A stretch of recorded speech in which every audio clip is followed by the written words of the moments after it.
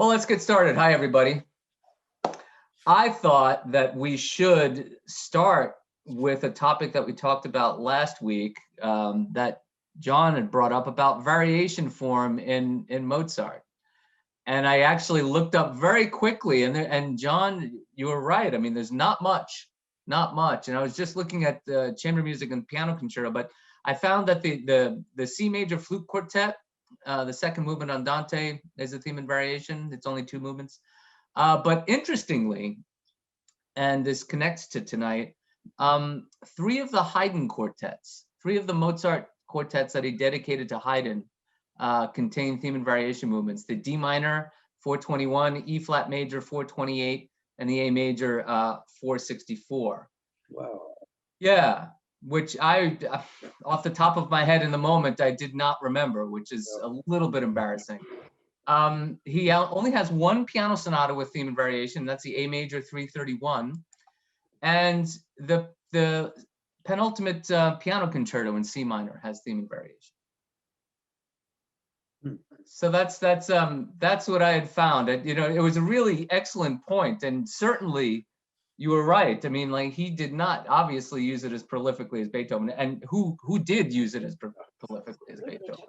Yeah, I don't think anybody did. But anyway, I thought I should have some continuity from last week, since that was a really interesting point and worth exploring further. Well, thank you. Yeah. I have to go listen to some of those. Yeah, absolutely. I found, and interesting that 3, prolifically in the 6 Haydn quartets, half of them have theme and variation, which I found very interesting. So tonight, we talk about really, it's the moment in Mozart's life where he strikes out on his own for the first time. So he has this, we talked about the in the context of the winds, the success of Idomeneo in Munich, and literally he writes that oboe quartet, and shortly there, while he's still in Munich, and then shortly thereafter gets summoned to Vienna by the Archbishop Colloredo, and this was basically, he wanted Mozart around while they were anointing Joseph II, the Emperor of Vienna, and Colloredo wanted him around, and Mozart was not thrilled at the notion, and again, he had this, you can picture having this huge success with opera, and then coming to Vienna and being made to feel like a second-class citizen. So I'm pulling a lot tonight. I went into Mozart's letters, and predominantly the letters are to his father. He was, obviously very close with his father, and to his sister. But I thought it would be interesting to hear from the horse's mouth how he was feeling, and getting a sense of his personality, frankly, and his ambition.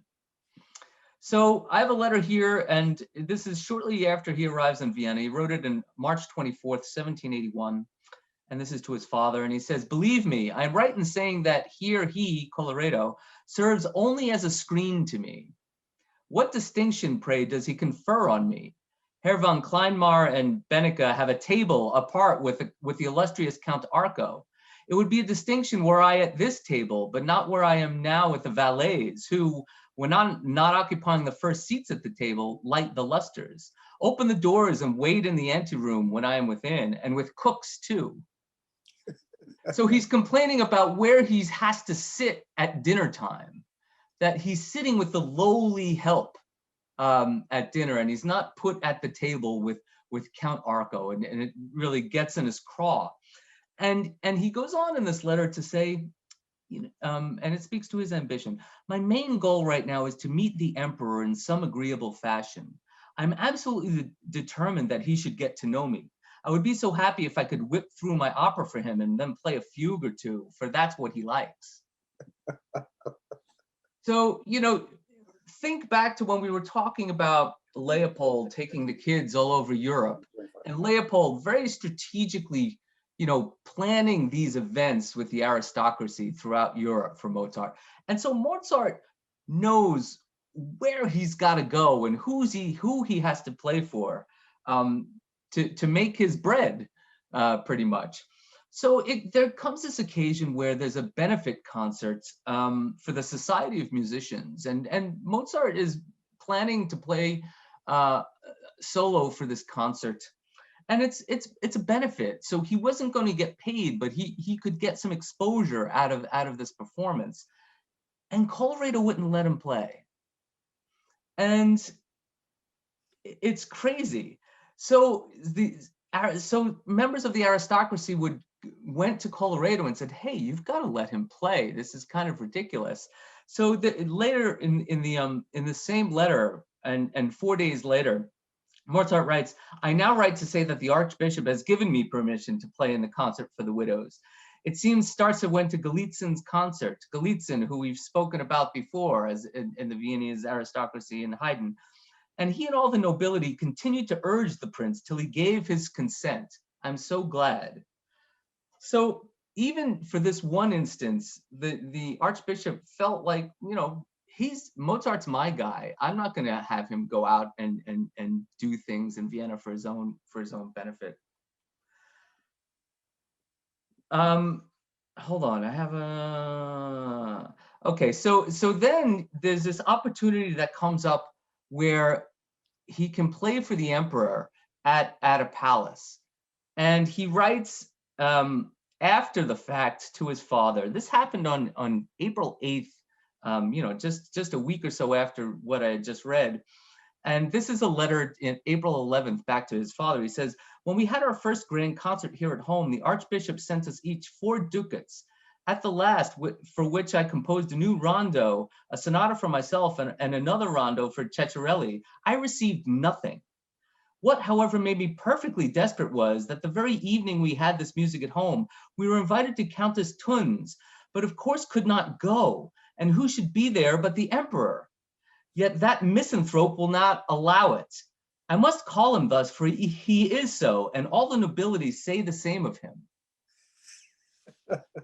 So he didn't yet tell his father that he had had enough, and he was quitting. He was quitting Colorado, and so he goes to Colorado and demands his release from his services, and Colorado. And this happens in May. This is a month later, and Colorado makes him twist in the wind for a month, doesn't respond, doesn't do anything. And then in June, famously in Mozart's letter that I referred to in the show, he kicks him on his arse out of his service, and there he is free. And this begins a very important chapter with Mozart in that he's a freelancer. A lot of, like, Haydn had the benefit of being in the court and having this subsistence and can compose, and that's why Leopold was really hoping that his son would get these jobs with the aristocracy, and it just never worked out. And I can tell you that Leopold was very upset at Mozart for blowing this opportunity, even knowing how unhappy he was, because it meant stability. It meant some regular income that he can rely on. But now Mozart was going to be a freelancer and try his luck at making money in Vienna. So we get to this the G major quartet, that we heard tonight, and we heard the first 2 movements. And as I had said, this is the first of the 6 Haydn quartets. And the Haydn quartets 6 quartets that he dedicated famously to Papa Haydn. But at the time that he wrote this quartet, he had not met Haydn. He didn't meet Haydn. This quartet was written in 1782. He didn't meet Haydn until the year after. But he writes this quartet. Importantly, this is just on the heels of Haydn publishing his Opus 33 set of 6 quartets, which are very, very influential works. And Mozart studies them copiously. And he comes back and writes this quartet after not having written a string quartet in 10 years. And while there's not direct evidence that he was directly driven to write this piece as a result of the Opus 33 quartets, there's no mistaking that he set to work on this quartet directly after experiencing Haydn's Opus 33 quartets. So what did you think of the Artemis? We talked a little bit before we got on about the Artemis performance of these first two movements. What did you think of the performance? Beautiful. Beautiful. Great as always with them in those days. Yeah. Yeah, this was a performance from 2002, so almost 20 years ago. Just really, really beautiful, tasteful playing. Really tasteful playing. But I didn't play the most perhaps interesting movement, which is the last movement of this work. And I wanted to play a performance of the last movement of this work. And we'll talk about it. I want you to tell me, I want you to describe the writing and what he's doing in a vague sense, compositionally. How can you describe this movement? But here is a performance of the Hagen Quartet, and this is a live performance from the Mozarteum in Salzburg, and it's the Molto Allegro movement from this K387 quartet, and it's about 5 minutes long. Here we go.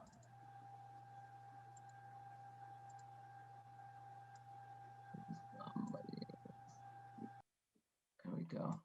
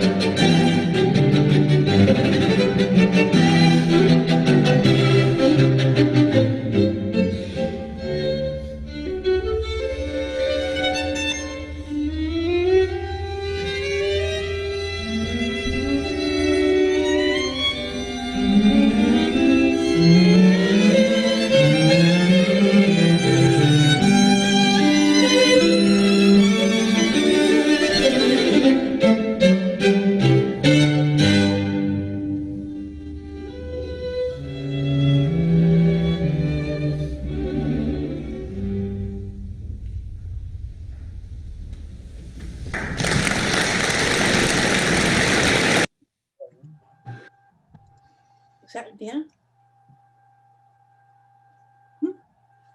Mozart came. That's the end. Oh, I don't remember reading that.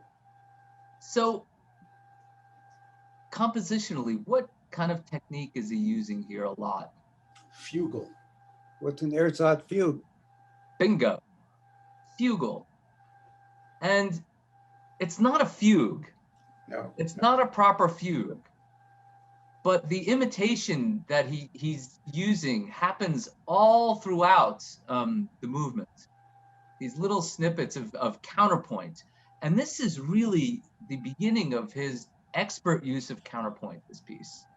Really extraordinary. There are some scholars I was reading, you know, I didn't want to tie it too closely because I didn't see a direct connection, but some said that this foreshadowed the Jupiter Symphony with the great fugue in the last movement. But it's just such a, you know, he makes this romp in a fugal setting. You know, it's really just bursting with energy and bursting with energy, and then ends it quietly. That is the most astounding ending. Yeah. Really. Just, But also, it sounds, at some point he was studying Bach. He was friends with Johann Christian Bach, I think. that's correct, yes. You could hear, there was almost like a pedal organ part that the cello and viola would sometimes be playing there, I think, my interpretation. Yes, but you see also with the influence of, you know, beginning with Haydn's Opus 20, but further in Opus 33, the cello has a very prominent role. Very prominent role, and more than just pedal basses and things. But I know what you're saying in certain parts of it. But it's just a wonderfully inventive movement. Such an inventive movement. Yeah, it's just. It also reminds me a little bit of the fugal movement in the 40th Symphony, the G minor. They also have that. Yes.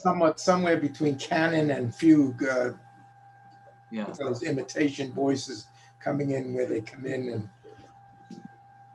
Yeah, it's a thing, you know, and Beethoven takes it a step further, you know, later on with, you know, where it's not these strict Bach fugues, you know, that he's taking these moments of counterpoint and bringing all these different voices in at different times and using, you know, developing the motives throughout the fugal writing. It's just absolutely wonderful, absolutely wonderful. What did you think of the Hagen Quartet? Wonderful, terrific. Yeah. So that had to be at least 30 years ago, Derek, right? That is from the late 80s. Wait, okay. Yeah, yeah. They came here, it's been about 4 years. Yeah, something like that. You know, and I can tell you that when I was still in New York, and this was maybe 10, 15 years ago, they did a Beethoven cycle at the 92nd Street Y.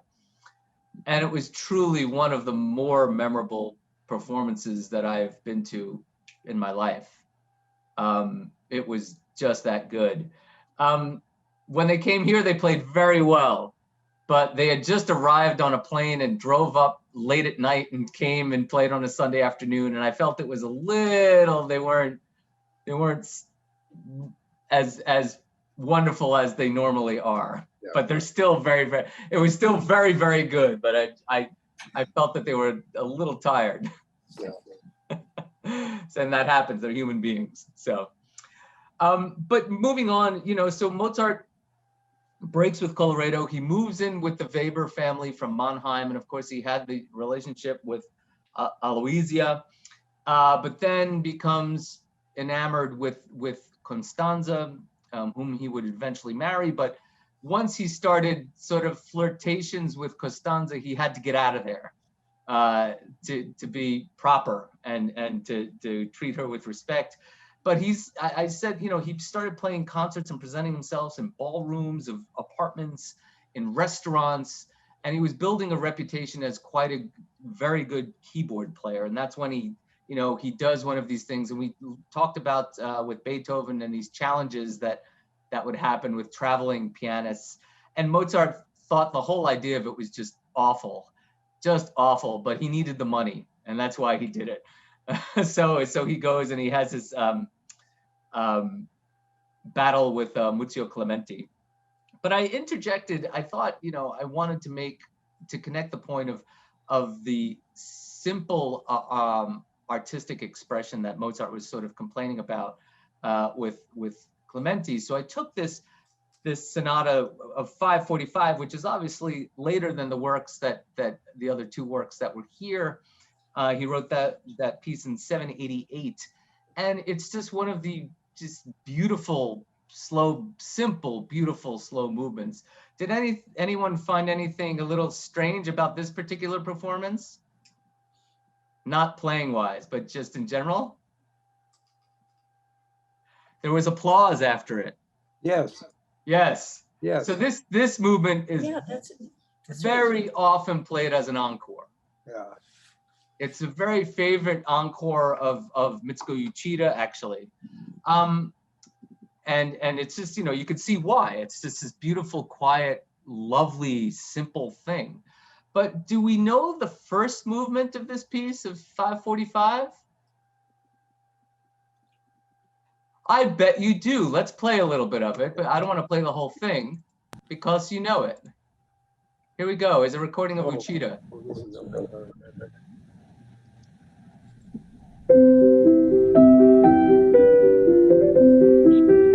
You know that?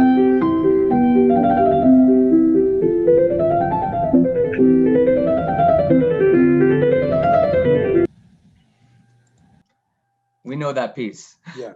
Yes. And the nickname of this piece is the Sonata Facile, the easy sonata. And that's what I really wanted to bring home, was the simplistic nature of this music, that it's so beautiful and crystalline, that slow movement that Jonathan played. And I thought he played it beautifully as a closer, just a beautiful, beautiful thing. But I wanted to interject this sort of later piece to give an indication of Mozart's, attention to simple and beautiful expression. And I think he achieved it. So. Later date when he was 32 or so. Yeah.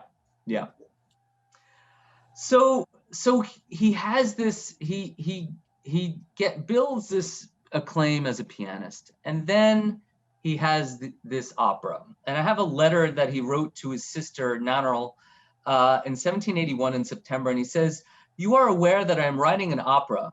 Those portions that are already finished have met with universal praise. I know the nation, and I hope it will prove successful. If this be the case, I shall be as much esteemed here for my compositions as for my pianoforte playing. When I have got through this winter, I shall know better what my circumstances really are, and I do not doubt that they will be good." So it gives you an idea of that he was unsure of his prospects in Vienna, that he didn't know if he was going to make it, but then underlying that was this confidence that yes, he was going to make it. So he has the abduction from the Seraglio, enormous success. It gets praise from Gluck, It's put on, Schikaneder put on a production of it. And I noted interestingly that when Mozart passed away, his bio referred to Seraglio as, quote, the pedestal on which his fame was erected. That's how important the moment of Seraglio was in Mozart's career in Vienna. Gave him instant success, and the opera was then performed all over Europe. And that spread the word of Mozart as an adult, as a real, and not this, freakish prodigy, so to speak. So, and which brings us to the last piece on the program, the C minor sonata, which is, really one of his darker works. And it was published, he published along with his Fantasia, the C minor Fantasia, which is K475. And interestingly, if you recall, when we were talking about Beethoven and the Grosse Fuge, I mentioned that there was an arrangement for two pianos found recently in the aughts, in 2005, of the manuscript of the Grosse Fuge arrangement, Beethoven's own arrangement, at a seminary outside of Philadelphia. Do we remember my mentioning that? Yeah. So these two manuscripts were found at the same seminary in 1990. Which is extra, they found these two Mozart manuscripts and then didn't stumble upon the Beethoven manuscript until another 15 years after the fact. It's very, very interesting, very interesting. But I have a quote here from Ludwig Ritter von Kerschel, and we know him for the catalog of Mozart's works. And he says, without question, this is the most important of all of Mozart's pianoforte sonatas, surpassing all others by reason of the fire and passion which, to its last note, breathe through it. It foreshadows the pianoforte sonata as it was destined to become in the hands of Beethoven. So this piece, scholars think that this is a foreshadowing piece of Beethoven's Pathetique Sonata, that Beethoven borrowed from this piece, cast also in C minor, the Pathetique Sonata, that Beethoven used generally the same form and even imitated some of the thematic material in the second movement, which is very, very interesting. So it was a very, very influential work at the time. And Beethoven wrote the Pathetique only 15 years after this piece was written. What do we think of Jonathan's performance of the piece? It's good. Yeah, Wonderful. it was lovely. Yeah. And this was 2009. Yeah, 11 years ago, 12 years ago now. So yeah, I thought, he's such a well, he's a tasteful player to begin with, but his Mozart playing especially, which he's been focusing in the past, I'd say 7 seasons on Schumann and Beethoven. But to hear him play Mozart, it's wonderful. And if you get a chance to hear him play Mozart Concerti, it's also very wonderful. But I thought I'd close the evening with hearing a selection of Seraglio, because it was such an important moment in Mozart's life. And I have an aria from Act 3 from Osmin, which is a bass opera, and it's O wie will ich triumphieren, Oh, how I will triumph.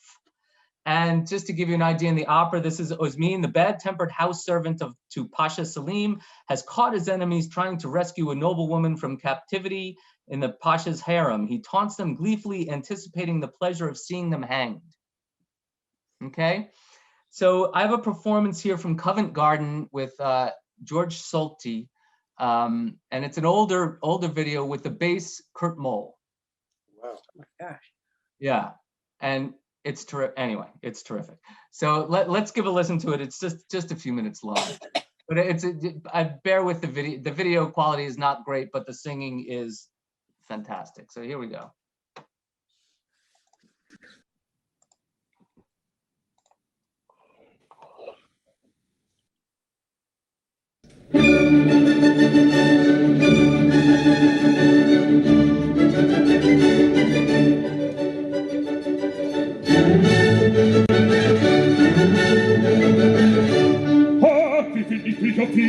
Wenn sie euch zum Richter führen und die Hitze schüren, schniere zu. Und die Hälter schnieren zu, schniere zu. Schniere zu. Und die Hälter schnieren zu, schniere zu. Hüpfen, riechen, lachen, springen und ein Freudenlied singen, denn nun hab ich Freude, denn nun hab ich Freude.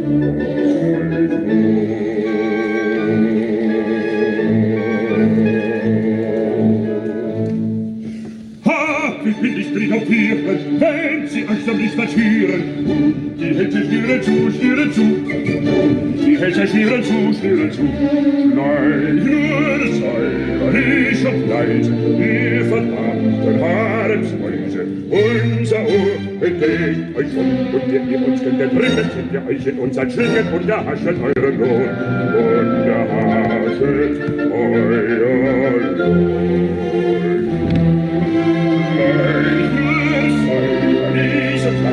Ihr verdammten Haremsmäuse, unser Ohr entdeckt euch schon, entdeckt euch schon, entdeckt euch schon. Ha, wie will ich triumphieren, wenn sie euch zum Richter führen. Die Hälfte schnieren zu, schnieren zu. Die Hälfte schnieren zu, schnieren zu. Hüpfen will ich, lachen, springen und ein Freudenlied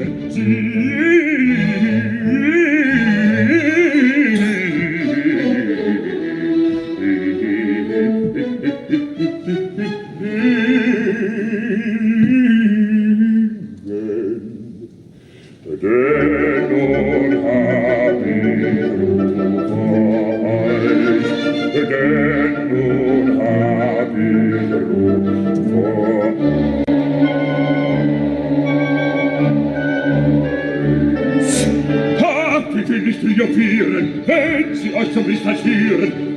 Schnieren zu, schnieren zu, schnieren zu, schnieren, schnieren, schnieren zu, schnieren, schnieren, schnieren, schnieren, schnieren, schnieren, schnieren zu. Und die Hälfte schnieren zu, und die Hälfte schnieren zu, schnieren zu, schnieren zu, schnieren, schnieren, schnieren zu, schnieren, schnieren, schnieren, schnieren, schnieren, schnieren, schnieren zu. Und die Hälfte schnieren zu, und die Hälfte schnieren zu, und die Hälfte schnieren zu, schnieren zu, schnieren zu.